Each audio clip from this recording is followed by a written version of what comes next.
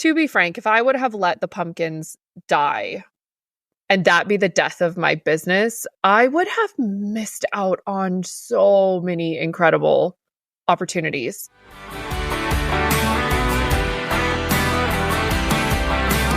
Welcome to the Workhorse Podcast, where we dig deep into the grit, passion, and strategy behind building a successful rural business. We're your hosts. I'm Kendall Ballantyne, owner of Central Park Farms and Marketing for Farmers.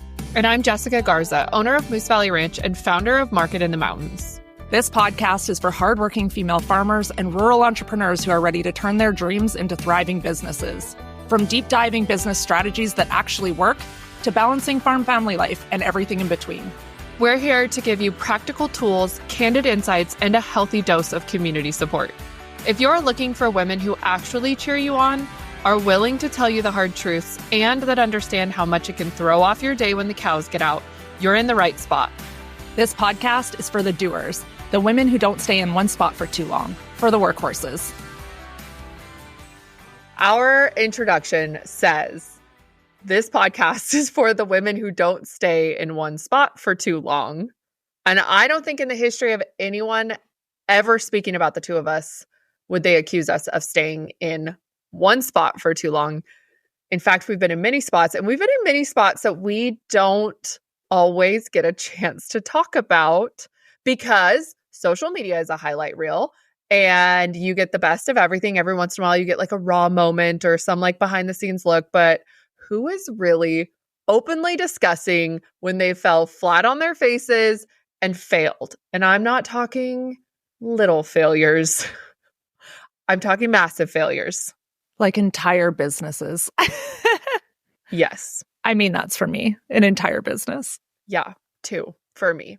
And I think that doesn't get mentioned enough. By the time you start to like circle around and someone is popular on social media and you're sort of seeing their wins over and over and over again, it really fades into the background how many times they have started and stopped, started and quit, started and failed, been served up some humble pie in a big way.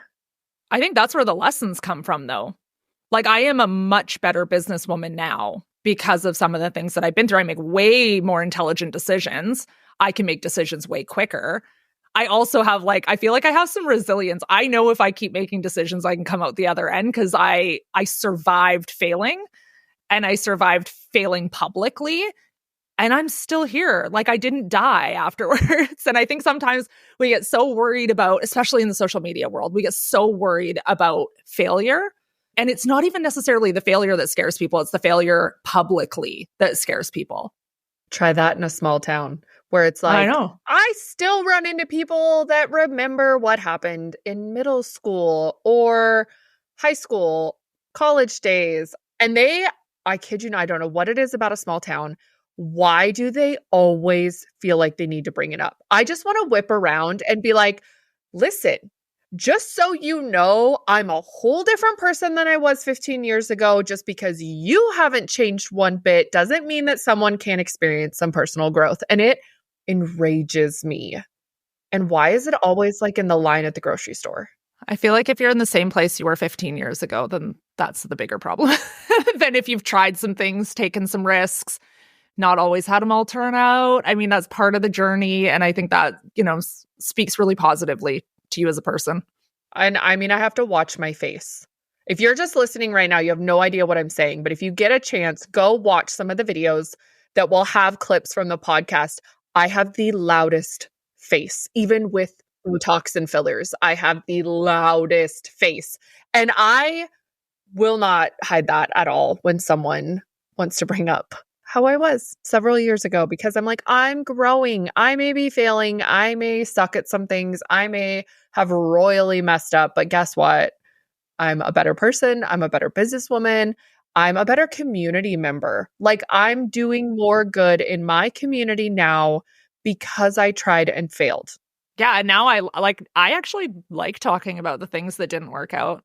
I think there's a lot of power in that. When we share those things, it kind of helps others that we're in community with maybe navigate or be okay with, or, make better decisions. I think a lot of times in the teaching that we do, sometimes it's like, the what not to do or the lessons we learned the hard way is the best lessons we can share. If I can help somebody not make the same mistakes that I've made, I mean, that's the best learning out there. We talked about this in our trailer, that these are the things when you're sitting around the table at the retreat or at the gather house or with a bunch of women on a project trip, whatever it is, that like 11 o'clock at night when everyone's kind of like pulled off their professional layer, they've got their sweatpants on, they've got a drink or two, and all of a sudden people start to get really vulnerable and open up and they share hard things because they feel like it's safe.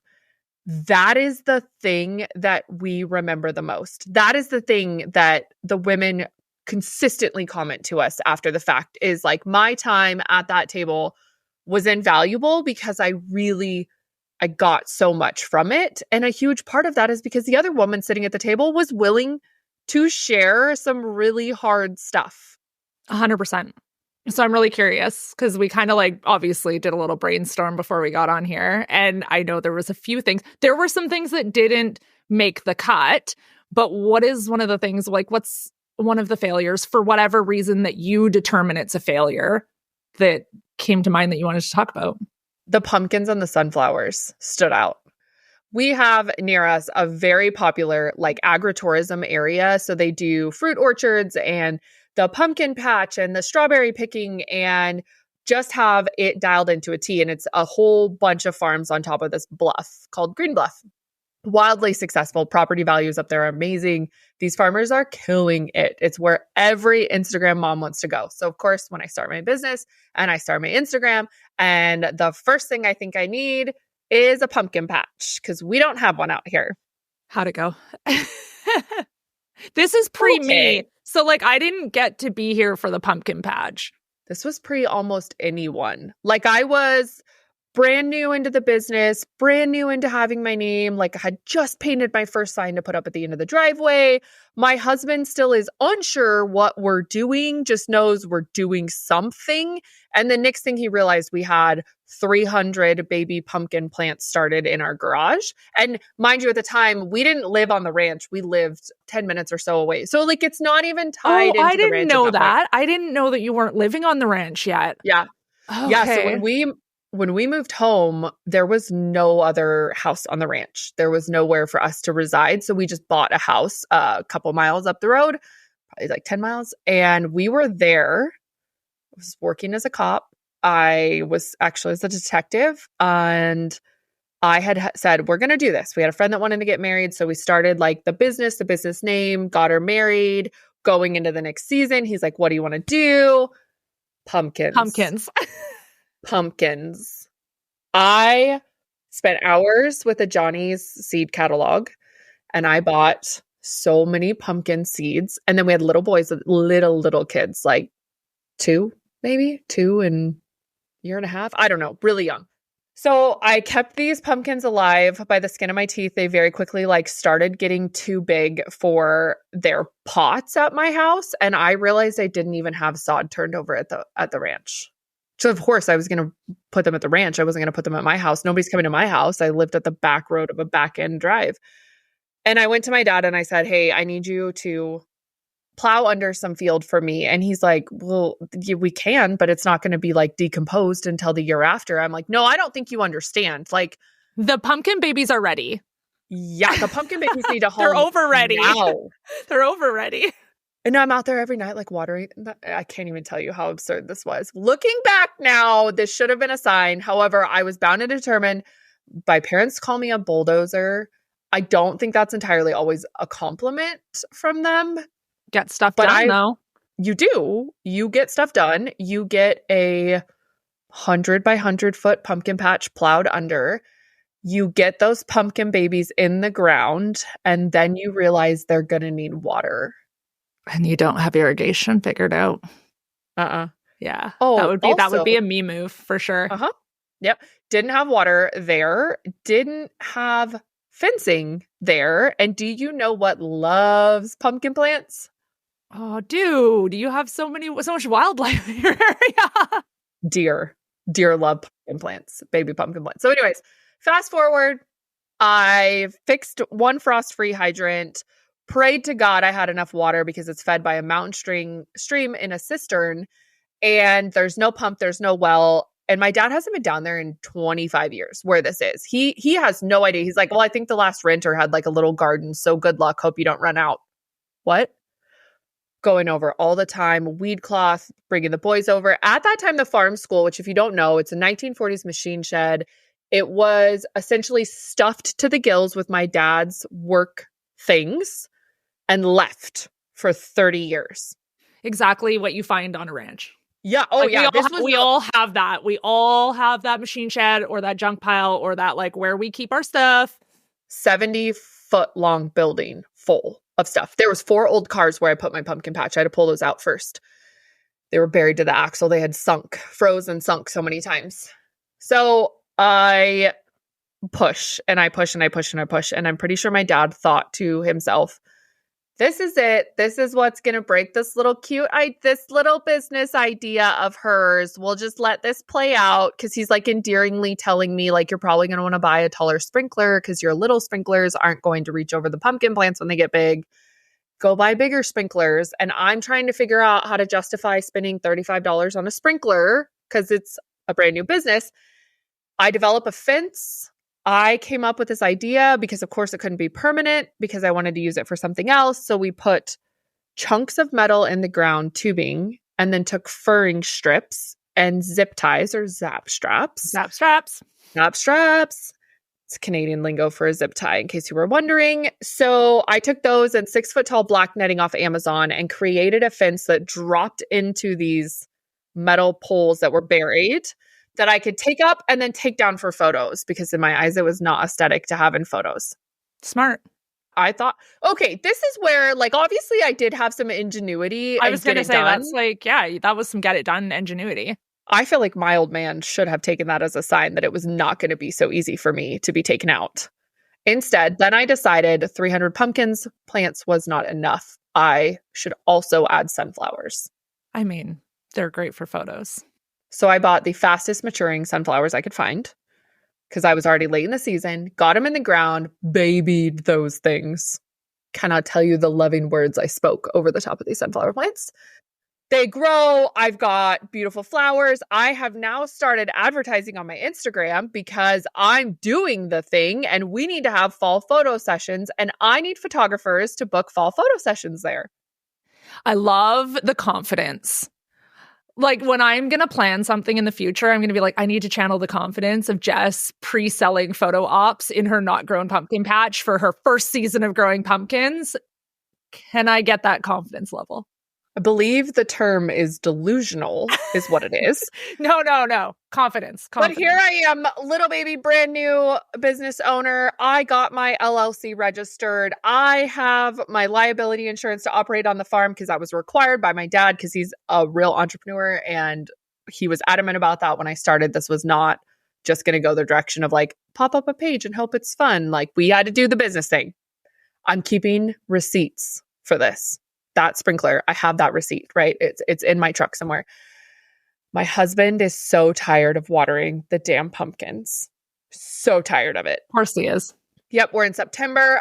I am booked because the ranch is beautiful. So I was able to like throw some filters, what is the filter that everyone Paris? use? Yes. Throw some Paris filters. Yes. Throw some Paris filters on some pictures from the ranch. Photographers, bless them.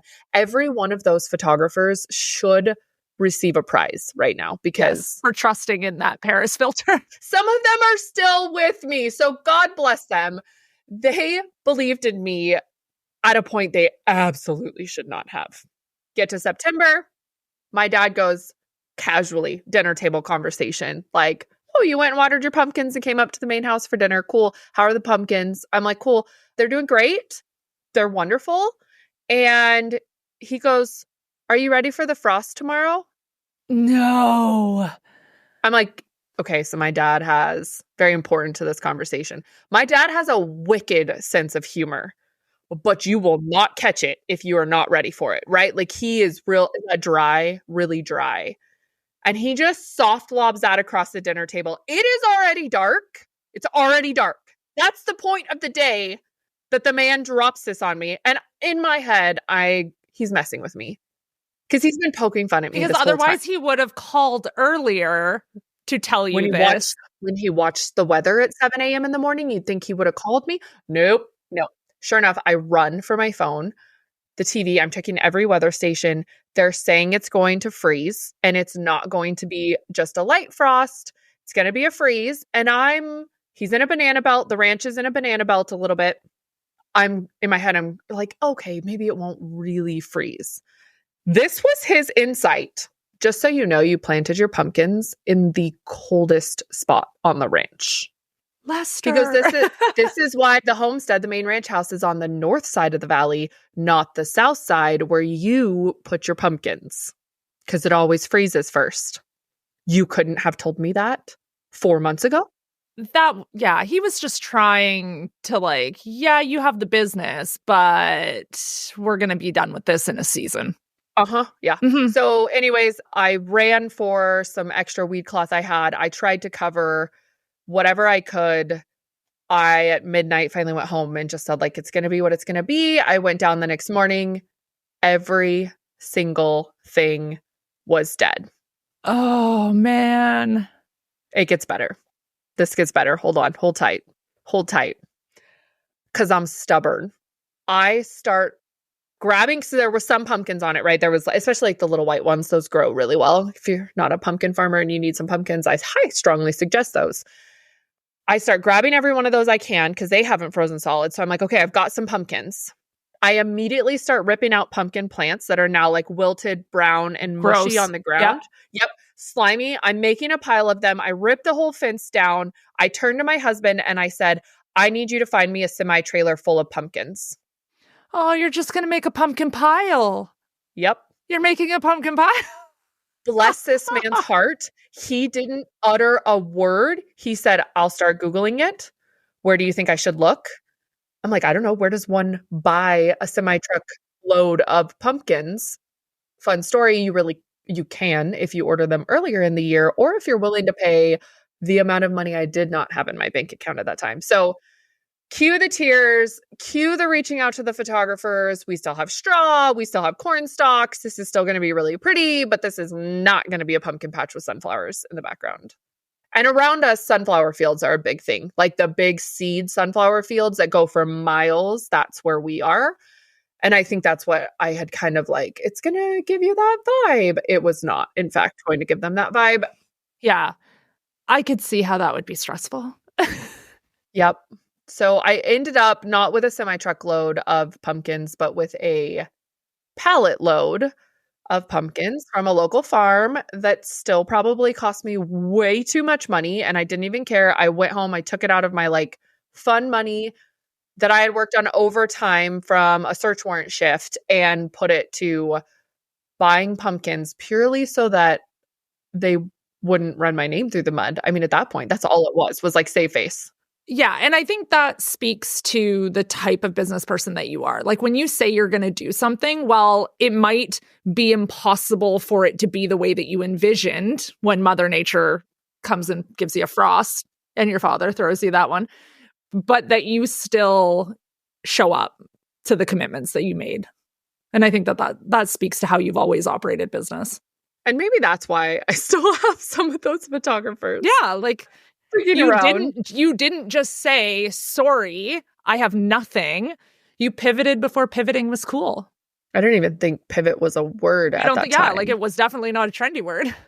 So in the meantime, I have obviously grown and my following has grown. And every once in a while, I will get a message on my page that tells me that I should start a pumpkin patch. You're like, been there. Can I tell you? Never. The level of immediate like nausea that bubbles up when someone suggests that I have a pumpkin patch. I'm like, no, there's no way. I don't know that my trauma from the first season would ever allow me to attempt to grow pumpkins again. Shout out to the pumpkin growers. My hat's off to you. To be honest, like I couldn't be a crop farmer or weather, like I'm a livestock. I couldn't do it. Like I physically, the amount of stress for weather that I would have, and don't get me wrong, I pasture raise animals. Like there's obviously still weather related issues, but that I don't think I have the guts for that. For like a late season maturing crop. Well, and you can't wait to know that it's going to work to advertise it. Obviously, you shouldn't be delusional like I am. Make sure you can actually grow it for one season before you advertise it or have a really good backup plan. There's my lesson, I guess. But these the pumpkin farms around us, they are advertising the minute strawberry season is over. They're like, behind the scenes, watch us make the pumpkin donuts you know and love when you're walking through the pumpkins. And like, here's our favorite backdrops from last year. And don't forget to measure your son on the corn stalk wall that tells you how much they've grown in between the years. They're doing all the things. So you can't wait. You can't just hope that people will show up. Anyway, so never going to be a pumpkin farmer ever again in my life. I won't be able to either, but I'm just not good. I don't have that kind of abilities. I don't even let the boys plant pumpkins in the garden.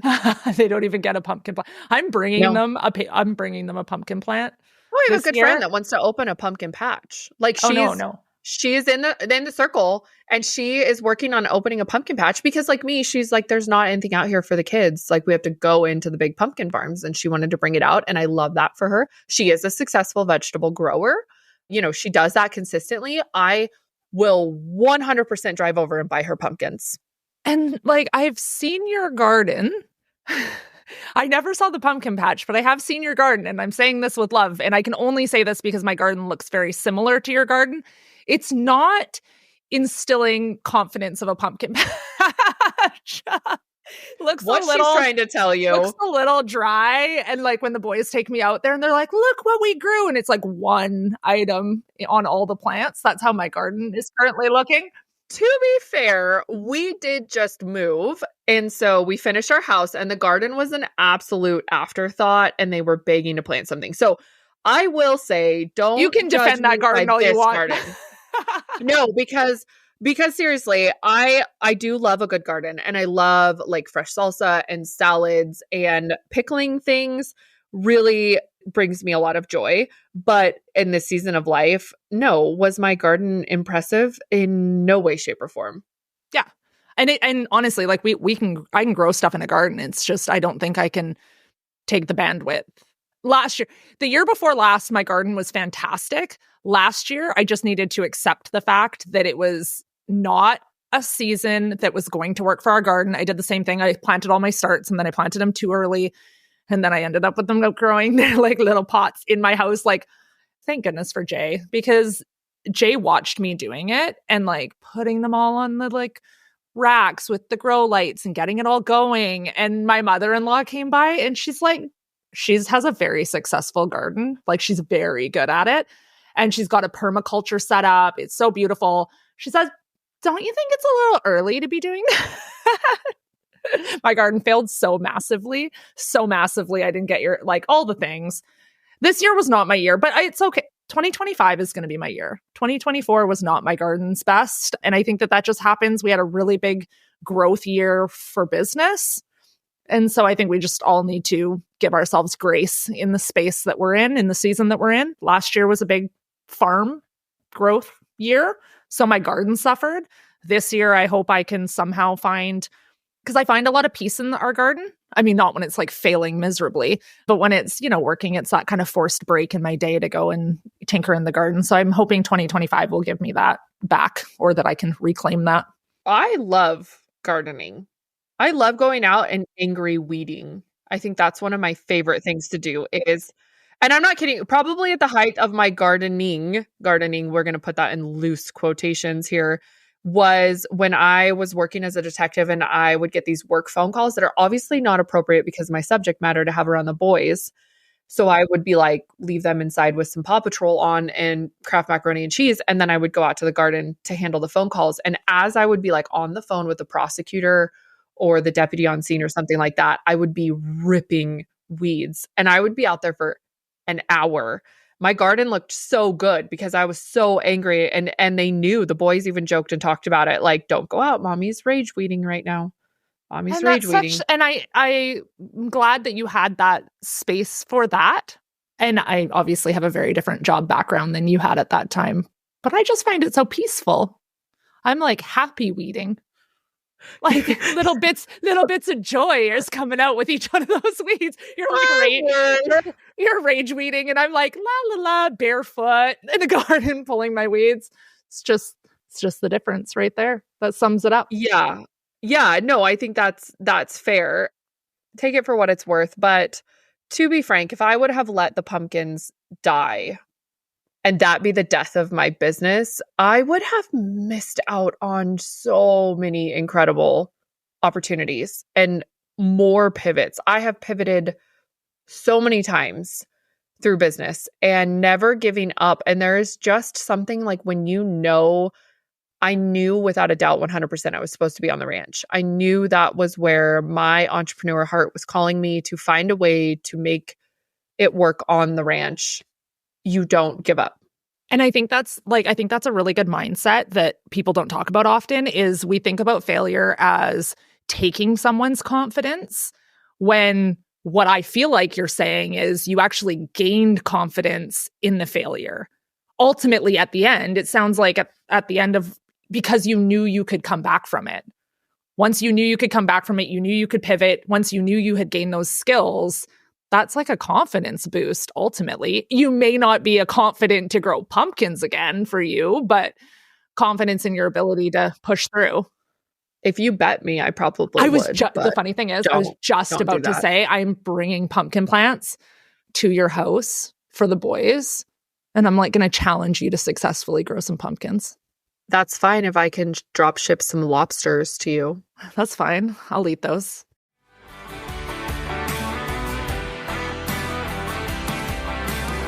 When was the last time you stepped away from the grind to truly focus on your goals, not just dream about them or talk about them, but to really make them happen? That's exactly what the Workhorse Retreat is all about. Over 3 days, you'll join a small group of rural female entrepreneurs for hands-on business experience designed to deliver real progress. Build a clear, actionable plan with expert guidance, learn proven strategies for growth during focus sessions, collaborate and connect with a community that understands your world. This isn't your typical retreat. It's a working session where you leave with tasks complete, not just notes in your notebook. From email marketing setups to content calendars, you'll walk away with the tools and momentum you need to grow your business and make it thrive. Past attendees have consistently shared with us that this ended up being the weekend they desperately needed for their business. We only host a few retreats a year, so join the waitlist to be the first to know when we launch another. Visit the link in today's show notes for more. It's time to invest in your business and yourself.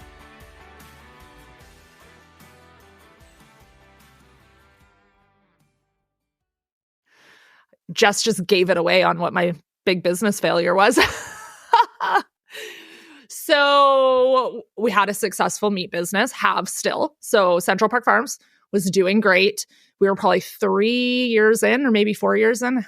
It's all blending together. We're 10 years in now. So somewhere in the middle of all of that, Jay's got a friend of his that is a lobster farmer back east on the East Coast. I'm on the West Coast of Canada. He's on the East Coast of Canada, this friend of ours. And he was always sending us lobster. And he'd like air freight lobster to us. I know. What a good friend. Right. So he's like air overnight shipping live lobsters to us just as like a gift. And occasionally as like a throwback, we're air freighting him fresh berries because we live in a really berry heavy area. So it was just kind of like this thing we were doing back and forth. And I mean, we got way more lobster than he got berries, but I would just like to note that if anyone listening feels like shipping me fresh lobster, I'm here for it. Yeah. I'm here for it. I'm not gonna turn the plane around. Let's just say that. So Jay Absolutely kept getting these fresh lobster sent to him. And one day, I don't even know. I feel like this could have been a Jay idea, or maybe it was a me idea. And then Jay just like ran with it a little bit. I was like, wouldn't it be cool? Because at that point we were supplying more meat wholesale. And so we were working with these incredible restaurants and incredible chefs. And I'm like, man, we get lobster for so cheap. Why don't we start selling lobster to our restaurant clients? Because I mean, we're already selling high quality meat. We already have a customer base. We know our customer. Let's bring in lobster. God bless our ability to turn anything into a business. Yeah. Like I couldn't have just enjoyed eating the lobster. Well, and that's the thing, because we kept getting lobster. So I kept sharing it on social media. And like, this sounds so extra, but we would like cook up all the lobster. And then on, Christmas Eve, we'd go drive around to all our friends and deliver lobster. We were like lobster Santa and Mrs. Claus, just delivering lobsters to people. So we decided, because everybody kept asking us about lobster on social media when we kept sharing it like from our personal lives, Right. They kept asking about, right? Like you see somebody cooking like a ridiculous amount of lobster and you want to know where they got it because how can they afford it? So we were like, we're going to launch a business. Jay started researching how you can actually like take the lobster and have tanks, saltwater tanks, and then based on the water temperature, you can actually have the lobsters go into hibernation. So like we were not just flying in lobster and selling lobster. We were flying in lobster, tanking lobster on the ranch or on the farm, and then selling them from being tanked. What do you call a lobster farm? Is there a term for that? I'm not really sure. It was like I wouldn't say we were farming lobster. We were like, no, but I feel like it needed. We were temporarily housing lobsters. It was a lobster apartment. We had a lobster apartment. And when they go into hibernation, there's going to be a lobster person that knows way more about lobsters right now that is like, you idiot. But anyways, so you take pipes and then the lobster goes in the pipe and they go into hibernation. Anyways, it's like a whole thing. Jay did a ton of research. Jay built the tanks. For those who don't know my husband, he is very good with things like this. Like he'll research it, he'll figure it out. Yeah, like this is his jam.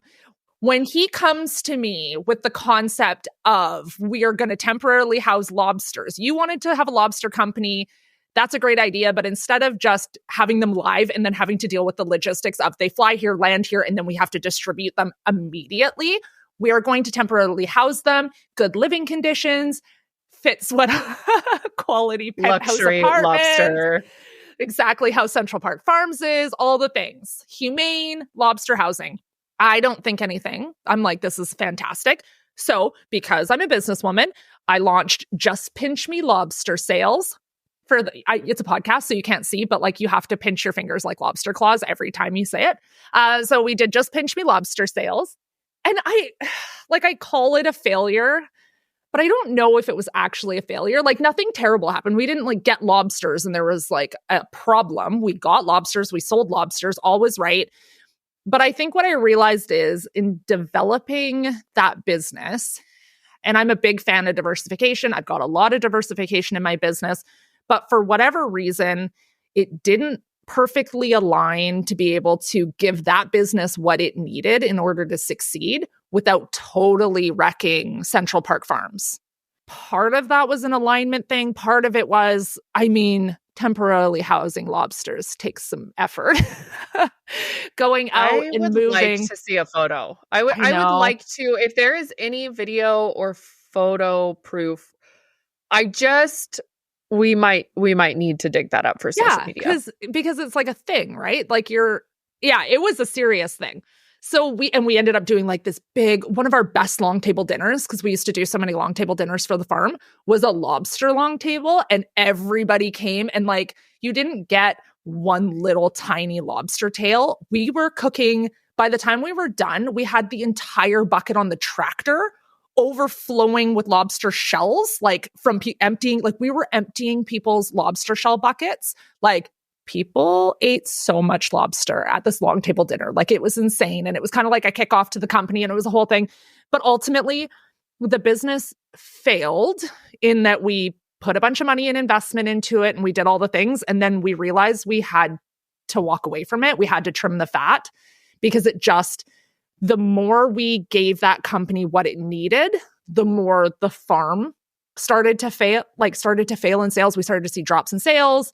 We started to see, because we just weren't giving Central Park Farms the attention it needed because we were trying to grow this new lobster housing. Because you had lobsters to house. We had lobsters to house. And it felt like the farm was still doing everything it needed to do, but we were at a pivotal time in the growth of the business and we didn't have a lot of staff back then for the farm. So it was like, I needed to be in the farm store or I had to be at the farmers markets and all of those things. And so then what ended up kind of starting to slip was the marketing for the farm.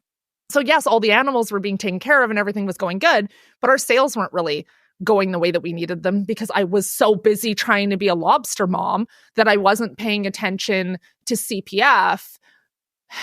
So we ended up having to walk away from it. And I think ultimately it was a failure because there was a financial blow to it because obviously you have to set up lobster houses. What did you do with them? We still have them. We took the lobster housing part out of it. Like we took all the water systems out of it. And I mean, technically we still have all the equipment, but now we have those fish tanks and we use them for feed storage. So technically we could have lobster farming or lobster housing like again in a week if we wanted to. Do you wish looking back that you wouldn't have chased that down? Yes. Not to not wish away the lessons you learned, but I think there's something really valuable in there to sort of pull out, which is like there's diversification, but then there's diversification. And it's not great diversification. And there's like the sort of chasing the kind of attractive, sexy, hot thing. Who doesn't love lobster? And like before we jump, like for those listening, before Jess and I jumped on this call, we were just talking about how we turn every hobby into a business accidentally. Like we have a tendency to do that. We were talking about taking a vacation. And our husbands were suggesting ideas, or maybe you guys should go like learn something new or take a class. And I said, no, we don't need any more businesses. Yeah, because they both said like, we just need a hobby that isn't business. And then we were like, the problem is we'll turn our hobby into business. So it was kind of like that. I was just enjoying the lobster and I could have just kept enjoying the lobster. But instead, I got it in my head that would be like a really great thing because it like kind of aligned. But if I could have gone back, I wish I hadn't diversified there. But I think what that business failure taught me, I'm really good at trimming the fat now. Like when I realize that we're trying something and if it doesn't come into alignment, I don't give up early, but I have a much better idea of will something fit properly? And when I'm trying to fit it in, will it take too much time from the other things? I'm able to realize, hey, yeah, we can take on this diversification, but it'll require additional support for the business. Like when I talk business, I mean Central Park Farms, because that's the main business that we have. We have 10 employees. It is absolutely, I cannot let the ball drop on that business. So if I'm bringing something new on that is quite a difference from what I'm already doing, I know I need to get supports in place. But I'm also really good at deciding like, hey, this just isn't working. Let's trim the fat. Let's let that go. I don't see it as a failure. I see it as we tried something new. We explored the idea. It's just not going to be a long-term solution for us, or it's not going to be a long-term business. And I take the lesson from it and I'm quite good at walking away from it now. And I know sometimes people will hold on to something, again, like we were talking about at the beginning of the episode, because they're scared to fail publicly. I'm just really not. I'm super happy to try something new. I don't have times that this happens often. So I'm good. If I try something and I'm like, it's just not going to be a good long-term business, then it's a business for a season. So let me ask this question. Mm-hmm. What does Jay say about the lobsters now? Like if I was to just sit down with him and like have a beer with him, and just say, hey, Jay, tell me about, you guys like lobster farmed or housed. Or housed. Yeah. Wholesale, whatever. That. What would he say? I feel like Jay would probably say, man, we really shouldn't have let that go. Like we could have made that something. Yeah, because I feel like Jay underestimates the time commitment that is involved in the administrative marketing, whatever. And he's not selling me short by any means. He's not in that end of it. So for him, it's easier, just the same as I can be, all full of hopes and dreams and things and be like, yeah, we're going to kill it. We're going to sell so much of the farm. And then like, sometimes I got to be like, oh, wait a second, but that crew has to cut it all. And like, we have to raise it all. And we've got to do all of that for the farm. So I think sometimes like until we're in each other's shoes on what is required, like it was a big undertaking for me. There's no way we would be able to handle growing a lobster company now unless I had extra staff support on my end. But you think he would be like sad or look Not back sad. And think we should have done that? Yeah, I think he probably, Jay really likes making money and he really likes challenging things. Jay's a fan of like, he very much believes that if we put our minds to things, that we will accomplish those things. He's very like, we could do it if we tried. And so now we have more staff. So he might be more inclined to lean. Oh, I'm super curious. I'm gonna have to do a social media update on this after. I'm gonna have to ask Jay after we're done recording what he would say and report back. But I feel like he would say that if we tried it now, that we could do it. I don't know if he'd want to do it. I feel like he would because he likes a challenge. And I think he'd feel like, I'm not going to bring it up to him actually, because he might try it. He might be like, yeah, please. No, because I think he'll think, oh, we failed. And therefore we need to try again. Because Jay wouldn't be like, never am I going to do pumpkins again. He'd be like, pumpkins got the best of me that year. It's not happening again. Jay does not like to fail. Like he's not embarrassed to fail.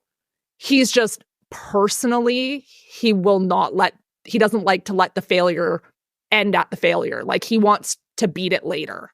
Whether he wanted to do lobster or not, I don't know, but I don't think he'd like to leave that in a failure column for him. I think he'd want to be like, okay, we're in a different space in business now. Now we have more supports in place. We have more employees. We could circle back. Diversification in 2025. You heard it here first, folks. Because Kendall forgets I have his number. Orders in. Get your lobster orders. Think of how many good recipes you could have at the farm store if you had fresh lobster. You guys, this is how we get ourselves in trouble, is we cannot sit down, even when we have a singular goal of recording the podcast episode today. We cannot sit down without ideas just fluttering around. And Chef Adrian, with some beef tenderloin and surf some and turf lobster. I know, that was the original plan, surf and turf. And just so you know, Kendall's chef feeds our retreats. I've had this food. So good. Surf and turf in time for Valentine's Day. How fast can you get lobsters? Like 24 if you call hours. If you called tomorrow, you could have lobsters from the other coast there in 24 hours. Yeah, they put them on the flight in the afternoon and I have them the next morning. I'm going to need every single person listening to go comment on this episode and please bring the lobsters. Let Kendall know that she needs live lobsters. And we're going to need this documented, because was this documented on social media? It would have been under a different account, but I've got stuff for it. Like I can definitely, and I have all of the, we had professional photo shoot of the lobster long table. Like there's pictures of like my dad and Jay, and we had the big beer kegs cut off with the torches so we could do so many lobsters at once. And we had like 100 guests all eating lobsters. And we had like, it was a vibe. All the plants were all succulent so that they kind of looked like seaweed. Yeah, it was a whole vibe. Genius. Yeah, we even had a boat that was like a little rowboat, an old vintage rowboat that we filled with ice, and all the beer and like drinks were kept cold in it. Oh no, it was like beautiful long table dinner that I have all the professional photo shoot from it. It was like the announcement of Just Pinch Me Lobster sales. It was the kickoff party. We talk a lot about business, and we both share that on our accounts, and we both have pages and programs supporting women entrepreneurs. But I need you to know how smart those little touches are. And I also need you to know that Kendall just, in essence, wrote, this is a great lesson to take away for those of you in business that are trying to figure out how to relight your fire or move the needle, or just need a little spark here. Kendall just wrote our entire email marketing newsletter for this podcast episode is now going to feature lobster. Yeah. And if you end up here from that email newsletter marketing strategy, you also now know that works. But this is how it happens, is you start thinking on one thing and you start bouncing ideas off of another woman, and you, especially one that you can be like open with and not embarrassed to share the story. And like Kendall and I are very open people, and I'll have that conversation with anyone. I'll tell anyone who will listen that I will never grow pumpkins again. But learning how to take that and make your business now stronger and using it in a way, if you can flip that rhetoric in your head, like, maybe lobster was a failure for you when we were talking before, like lobster would have been in your fail column. Lobster is now a win because it just helped the podcast. Yeah. No, I mean, it helped me a ton. Like I learned a lot of lessons from it. And now when I'm trying to make business decisions, like that's the thing now, 10 years in, having really big successes and then also having failures, I can make decisions so much faster. When I think of something, I'm like, is this a lobster? Like, that's what I think inside my head. When I'm looking at a diversification thing and I'm like, okay, we've been doing this for a little bit, or I'm going through the numbers, the financial numbers, or I'm looking at how much time something takes versus the financial reward for the company, I can say, is this a lobster? Like, it is what when Jay and I sit down, is this a lobster? And I'm like, I'm pretty sure it's a lobster. And then off it goes. Back to the ocean, that idea goes. Now, every time you guys make business decisions, I want you to ask, is this a lobster? That's your new decision. Especially if you are chasing something that doesn't align with what you're doing. It can be really jarring from an outsider's perspective to watch someone who's well-branded and well-niched into their strength all of a sudden take a giant leap out of one lane and into the other. Not to say it can't be done, not to say there's not times that it's been successful, but I would say that's the exception, not the rule. Otherwise, you're kind of left sitting there going, why? What happened here? How did this come about versus taking a one left turn diversification? And these had a lot of parallels. Look at me. Now I'm justifying the decision. They had a lot of parallels. They had a lot of overlap. We were high-end meat producers. Now we're selling seafood. So there was a lot of parallels, which is why we initially thought that it was good. It was just such a time hog in an industry that I already agriculture's a time hog.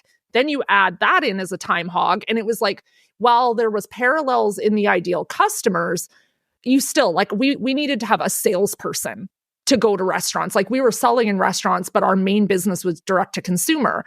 And we weren't going to do live lobster sales to the end consumer. We wanted to wholesale them into restaurants. And while we had some restaurant clients, we needed a salesperson. We needed all these different things. And so it was just a big time hog. I don't want to say waste. But now moving forward, everybody who listens to this podcast, I want you to think to yourself when you're making a decision, you can be like, is this a lobster? And if it's a lobster, maybe it's time to consider letting it go. To the ocean. To the ocean. Back to the ocean. And you can have the confidence of knowing that you can send them back into the ocean and you can still be okay and you can still move forward in your business. And our business grew a ton. The farm grew a ton after we made the decision to let go of that, because we were able to refocus and we were able to put the energy where the energy needed to be. And I think a big part of the growth that we saw in the fiscal year after that came from the fact that we weren't dividing our time anymore. And don't let anyone in the grocery store shame you for having to let go of that. Thank you for listening to this episode. We know there are only so many hours in the day, so we're honored you choose to spend some of your time with us. If you're one of the many rural women entrepreneurs who are struggling to find true community and step-by-step support that actually moves the needle in your business, join our signature group coaching program, the Workhorse Collective. You can find more information in the show notes of today's episode. Together, we've set out to support and connect with women in rural business. If you found this episode valuable, we'd love it if you'd share with another woman in your circle. It would also be incredibly helpful if you would take a moment to leave a review wherever you listen to your podcasts. Don't forget to subscribe so you don't miss future episodes, and we'll catch you next time on the Workhorse Podcast.